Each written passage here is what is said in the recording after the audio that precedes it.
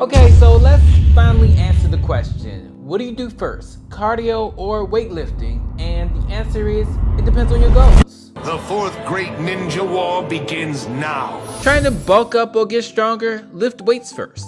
Studies show that lifting before cardio helps you build more strength and muscle. Believe it! Think of it like trying to write a paper after running 5 miles. Your brain's probably pretty foggy and your energy is zapped. Same goes for your muscles. Save the cardio for later and you can go all in on those heavy lifts. Believe it! Before we dive into the next tip, I've got something that'll take your fitness journey to the next level. My book, Jump Into Fitness, is the ultimate guide to transforming your body and mastering the art of jumping rope. Whether you're a complete beginner or looking to refine your skill, this book will teach you everything you need to know about jumping rope the right way and get real results. Ready to revolutionize your workout? Grab a copy below and start your transformation today. But if your goal is fat loss or endurance, start with cardio. I haven't a clue what's going on here, but I'll act like I do. Research shows that it helps you burn more calories and rev up your metabolism early.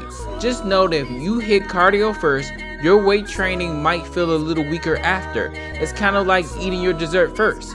You enjoy it, but it might kill your appetite for your main course. Listen, old man. Extra large pork miso with extra pork on the double. Alright, quick myth check. People always ask, does jumping rope actually kill your gains? And the answer is Are you kidding? Give me a break! no, that's just gym bro nonsense. As long as you're eating enough and still lifting, cardio like jumping rope, even daily, won't mess up your muscle growth. And if you're using a weighted jump rope, you're basically doing resistance training while you move. Every rotation hits your shoulders, back, core. It's not just cardio, it's full body conditioning. Plus, there's even research showing that weighted jump ropes actually improve your muscular endurance and explosive power. So yeah, jump rope might actually help you build more functional strength, not take it away. If you're skipping cardio because you're scared of losing muscle, you're skipping progress. Get that rope, get moving, and thank yourself later. Believe it! Do you hate long, boring cardio sessions? Does a treadmill sound like a torture device? But what if I told you you can build endurance, get heart healthy, and burn fat, all with a jump rope? And the best part is, you won't even have to go to your max. That's the power of Zone 2 training. And yes, you can definitely do that with a jump rope. In today's video, I'm gonna show you how to turn your jump rope into a low intensity, high result cardio tool. And away we go. All the equipment you see in today's video is available down below. So why should you bother trying Zone 2 with the jump rope? It builds endurance without overstimulating your nervous system. It burns fat effectively, especially if you're consistent. It's easier on the joints, especially if you're using a jump rope mat and have good form. And it's extremely practical. You can pretty much do it anywhere and you really don't need any expensive equipment like a treadmill. And if the day is too gloomy and it's rainy, you can jump rope inside. Open your mind! Jump rope can be adapted for Zone 2, but it's not easy. Most people jump at a high intensity by default.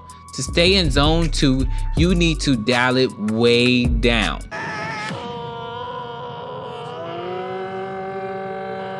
Think basic footwork like boxing step, alternating foot, or slow side taps. No double unders, no speed bursts. You want rhythm and control. So something I would do is listen to something slow, like some R&B. You're gonna throw some scissor on. Why is it so hard to accept the party is over? Something like that will help. So if you have a heart rate monitor, that will work, but most of us don't. So the talk test really works. You should basically be able to have like a conversation with it.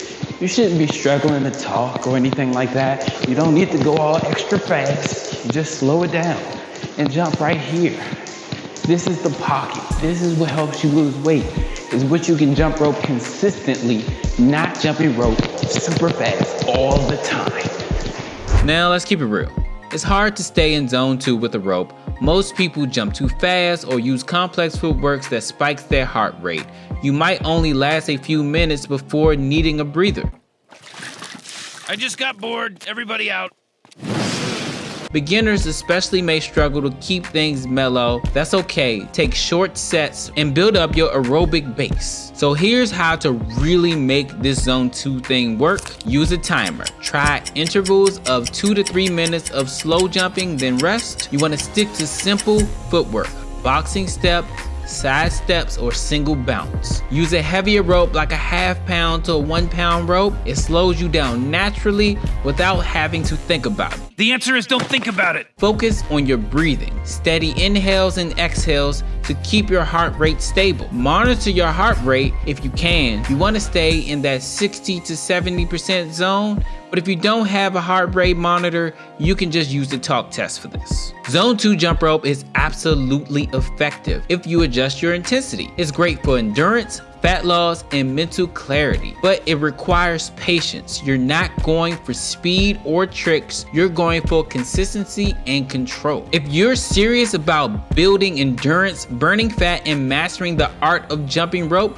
grab a copy of my book, Jump Into Fitness. The link is in the description. So while you're waiting for your book to arrive, if you want to learn a little more about weighted jump ropes and all that they have to provide, check this video out right here.